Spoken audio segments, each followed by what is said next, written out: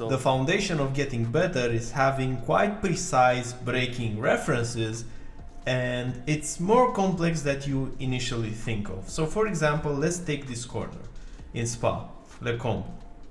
Usually people are braking in regards to this curb on the left side, right here. And whenever you're alone on the track, that's perfectly fine, that's a good reference for braking. But what happens if you have a car in front of you? You can't see the curb. What happens if you want to overtake on the inside line? You won't see the curb from the same angle. It's especially important in places in which an overtake is a bit easier to do, because it's hard to overtake in some complex corners in which you don't have a lot of space, but in big straights where you have a good overtaking opportunity, it's important to have as many references as you can. Not just one, not two, but as many as you can, because that's how it will allow you to brake at the limit and to gain time on the initial braking phase. So, for example, for this corner, instead of this curb, you also have the white line in front of the car, which is a reference that you can use when you are on this side of the track. In addition to the white line, you also have to look on the right side, because when you're side by side racing, you can't see on the other side, right? It makes sense. So you have to find some other references. For example, this building on the right, or this exit road on the right. Now let's say that you have the braking points, you know exactly where you should be braking, even though you're on the inside, on the outside, you have at least two references, and you're more confident in overtaking someone. Now, in terms of braking, you have to brake hard and you have to brake late, because otherwise you're gonna make a simple overtake into something that can potentially be a crash. Because if you're gonna brake a bit lazy, you will have both cars going into the corner, into the mid corner, let's say, and there's less space there, and you can hit one car can hit another, or it can be a situation with netcode. It can be more complicated than it has to be. If you're on the inside, for example, and you are wheel by wheel before the braking, you should almost always gain the corner on the inside. Usually what happens is this. So you're going into a corner, you are on the inside line, you want to overtake the car in front, you're braking, but you're braking like this. Look at the shape. So you're not building the shape, you're not going straight vertical. The shape was something like this and then descended. You want to draw a shape kind of like this. It's an initial steep line initially, because otherwise it's gonna be something like this.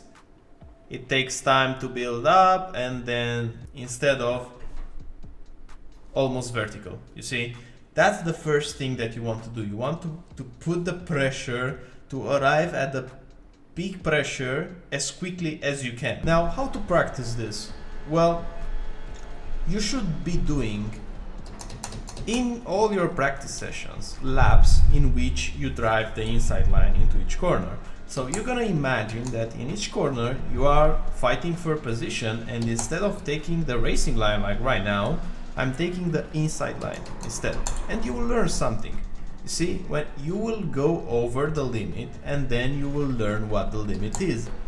Usually what I'm doing whenever I did more races was to just drive like right now the inside line for 2 to 3 laps, each lap trying to push more and more into these corners, to push the braking point a bit forward, to find better references for braking whenever I'm on the inside line, and also to just get a feel of the grip, just practice the initial braking, just practice braking a bit later, because ultimately braking in a race, it's quite different than braking whenever you're doing hot laps. You will have a person in front of you, you will have maybe 2-3 cars, you will also have the slipstream, so you will have to brake earlier.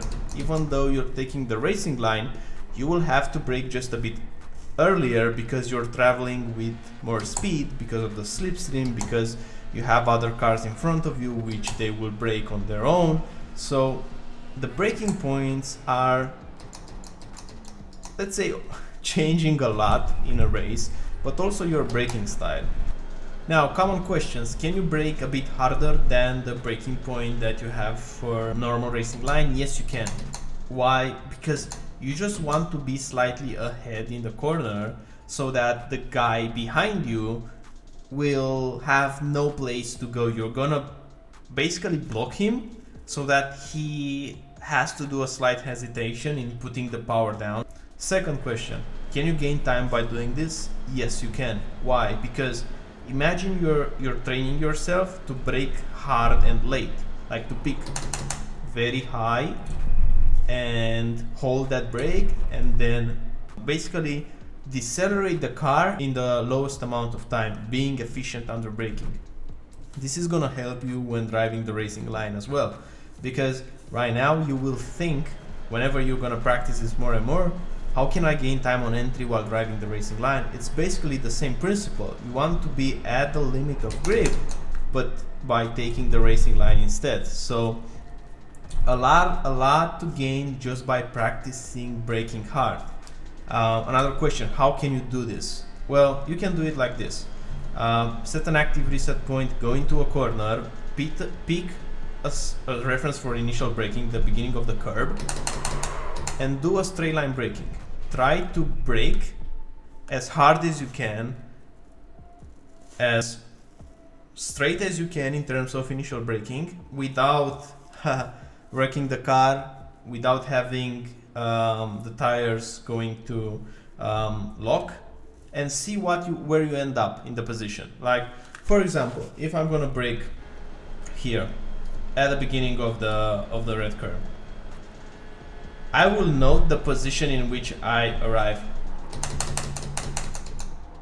Okay, so I stopped in this position.